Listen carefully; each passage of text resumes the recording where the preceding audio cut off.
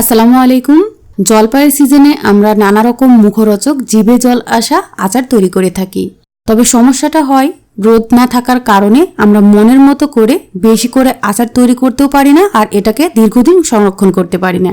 আজকে তৈরি করে দেখাচ্ছি রোদে দেওয়ার ঝামেলা ছাড়া একেবারে সহজ জলপাইয়ের আচারের রেসিপি, যেটা দেখলে আপনাদের জিভের জল কন্ট্রোল করা কঠিন হয়ে যাবে। তো চলুন শুরু করি। দারুণ মজার এই আচার তৈরি করার জন্য আমি এখানে 600 গ্রাম পরিমাণ জলপাই নিয়েছি। আর জলপাইগুলোকে কিন্তু এই অবস্থাতে আমি ধুয়ে ঝরিয়ে নিয়েছি আর শুকিয়ে নিয়েছি। আপনারা খেয়াল রাখবেন এতে পানি যেন না থাকে।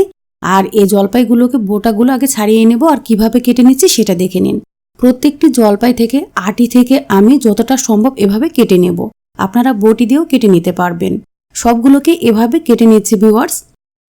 কেটে নেওয়া হয়ে গেছে, দেখতেই পাচ্ছেন আপনারা। আমি এভাবে সবগুলোকে কেটে নিয়েছি। একটা পাত্রের মধ্যে মিডিয়াম আছে প্রথমে 1 টেবিল চামচ পরিমাণ পাঁচফোড়ন নিয়ে নিয়েছি, আর আস্ত অবস্থায় নিতে হবে। এটাকে নেড়ে চেড়ে টেলে নিতে হবে 3-4 মিনিটের মতো।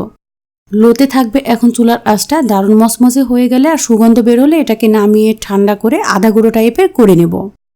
একই পাত্রের মধ্যে নিয়ে নিচ্ছি আমি 1/3 কাপ পরিমাণ সরিষার তেল। তেলটা একটু গরম হয়ে আসার পরে এর মধ্যে 2টো তেজপাতা দিয়ে দিচ্ছি।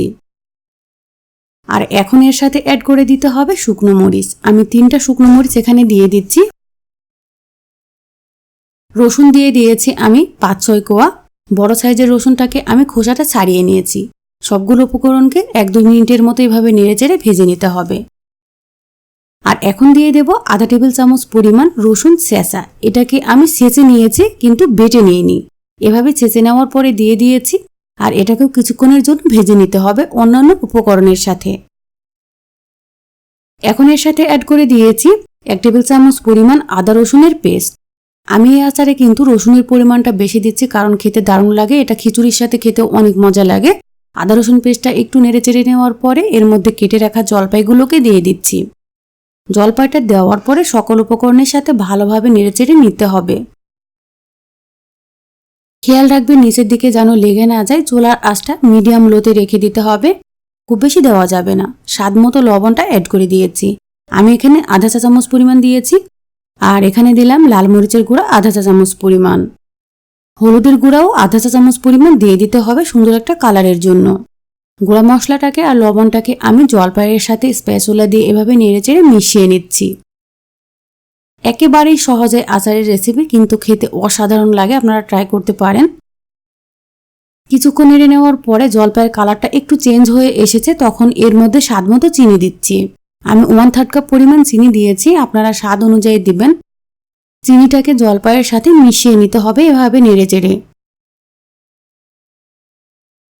আমার এই রেসিপি দেখে আপনারা নতুন রাঁধুনিরাও তৈরি করতে পারবেন। আমি এখন ঢাকনা দিয়ে ঢেকে চিনিটা গলা পর্যন্ত অপেক্ষা করেছি। আর নতুনরা যখন এই আচারটা তৈরি করে পরিবারের সবাইকে খেতে দেবেন, দেখবেন যে স্বাদের চমক লেগে যাবে সবার মাঝখানে। চিনিটা গলে আসার পরে আমি আবারও ভালোভাবে নেড়েচেড়ে নিচ্ছি।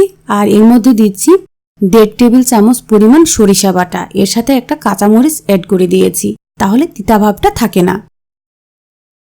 আমি সাদা সরিষাটা ব্যবহার করেছি, সেজন্য এরকম হয়েছে। আপনারা কালোটাও ব্যবহার করতে পারবেন। সরিষা বাটাটাকে আচারের সাথে মিশিয়ে নিতে হবে। এখন কিন্তু আচারের কালারটা অন্যরকম হয়ে আসবে।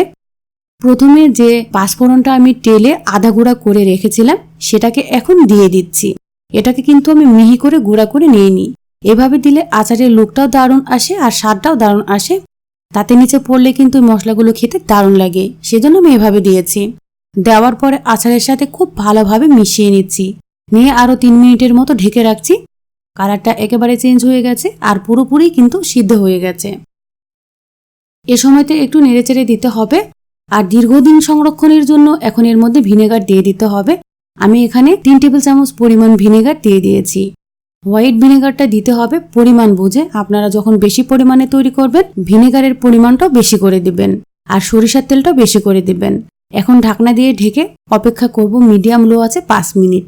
এরকম যখন তেলটা ওপরে ভেসে উঠেছে ভিউয়ার্স, দেখতে অনেকটা সুন্দর লাগছে। এটা কিন্তু পরিবেশনের জন্য পুরোপুরি রেডি হয়ে গেছে। এখন আমি একটু নেড়েচেড়ে আপনাদের দেখিয়ে দিচ্ছি। যেটুকু ঝোল দেখতে পাচ্ছেন এটা এরকম থাকবে না, নামালে একটু আঠালো হয়ে যাবে। আর বেশি পরিমাণে করলে অবশ্যই এটাকে তেলে ডুবিয়ে রাখতে হবে, আর ভিনেগারের পরিমাণটা বাড়িয়ে দিতে হবে। তাহলে সংরক্ষণ নিয়ে আর কোনো আপনাদের ঝামেলা থাকবে না, রোদে দেওয়ারও কোনো ঝামেলা থাকবে না। আশা করছি আপনারা তৈরি করবেন, আর কেমন টেস্ট হয়েছে আমাকে কমেন্টসের মাধ্যমে জানাবেন। আজকে এ পর্যন্তই। সবাই ভালো থাকুন আর সুস্থ থাকুন। আল্লাহ হাফিজ।